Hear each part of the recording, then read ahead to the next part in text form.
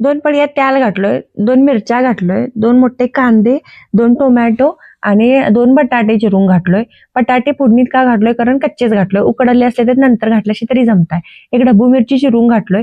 छान परतून घ्यायचं. बटाटा चांगला शिजवून घ्यायचा फोडणीत. त्याच्यानंतर हिरवे वाटाणे कुकरला शिजवून घातलोय कारण ते फोडणीत काही शिजत नाहीत आणि सोयाबीन बी घातलोय जरासं गरम पाण्यातनं काढून. हळद घालायची, तीख घालायचं, बाकी खडा मसाला काहीच घालायचा नाही. भात कणा कुकरमध्ये लावून घातल्याशी तरी चालतं. नंतर भांड्यात लावून फोडून मस्तपैकी या फोडणीत टाकताला. चवीनुसार मीठ घालताला. चांगला परतून घेताला. चांगला गरम करून घेताला. बघा असं सुटसुटीत फळफळीत होऊ पाहिजेत. तरच ह्यो तुमचा पुलाव एक नंबर होताय.